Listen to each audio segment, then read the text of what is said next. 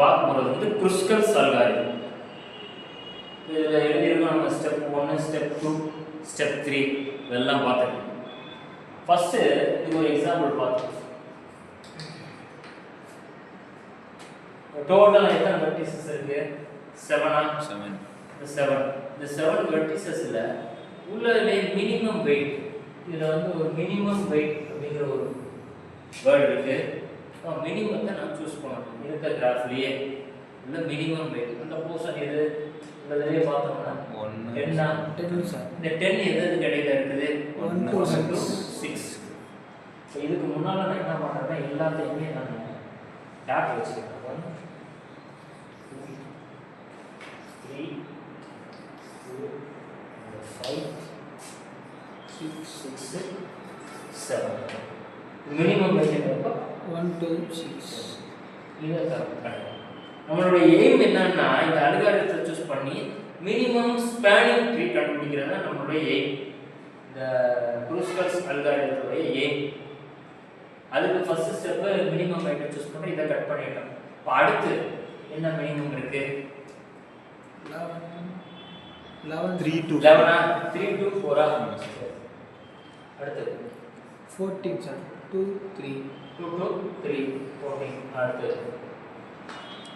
12 இருக்குல்ல? 2 to 7. அடுத்து இப்போ 2 to 3 14. அப்புறம் 5 to 4.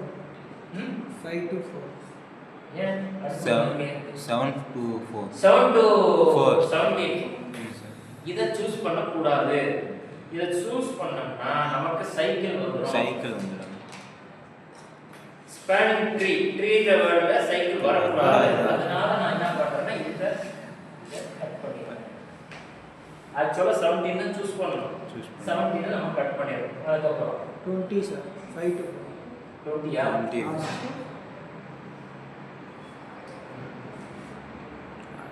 அதுக்கடுத்து 22 சூஸ் பண்ணனா சைக்கிள் வருமா? அடுத்து சார் இது 6 to 5. 23 அடுத்து இப்போ சைக்கிள் எல்லாமே கவர் ஆயிடுச்சா? ஆயிடுச்சு சார். ட்ரீனாவே நான் இயற்கை எல்லா வெர்டிசஸும் கவனமாக சைக்கிள் வச்சுருக்காங்க. இதில் டோட்டல் பாருங்க எவ்வளோ இருக்கு? 1 2 3 4 5 6 7. இதுதான் ப்ரொசீஜர். ஃபஸ்ட்டு மினிமம் வெயிட்டு அதை இந்த இடத்துல போடுறோம். Select and E1 of minimum weight in G. அடுத்து having selected the edges E1, E2, etc. EI. அதாவது ஃபஸ்ட்டு சூஸ் பண்ணுற எட்ஜ் E1 இருக்கு. இதுக்கப்புறம் இன்னொரு எட்ஜ் சூஸ் பண்ணுவோம்ல, அது E2. அதுக்கப்புறம் E3. இப்படியே போயிட்டே இருக்கும் அப்படின்னு போட்டுருக்கேன். EI+1 belongs to. இப்போ E3ன்னு ஒரு எட்ஜ் சூஸ் பண்ணுறேன்னு வச்சுக்கோங்களேன். E1ம் இருக்காது, அதில் E2ம் இருக்காது. இது போக ரிமைனிங் எட்ஜை தான் நம்ம செலக்ட் பண்ணுறோம். அதனால தான் இந்த டிஃபரன்ஸ் ஆப்ரேட்டர் ஏன்னா கட் பண்ணிடுறோம் இல்லையா? இந்த எக்ஸாம்பிளில் 10 கட் பண்ணுறோம், அதுக்கப்புறம் 11 கட் பண்ணுறோம், மிச்சம் இருக்கக்கூடிய எட்ஜில் இருந்து ஒன்றா எழுதுறோம்.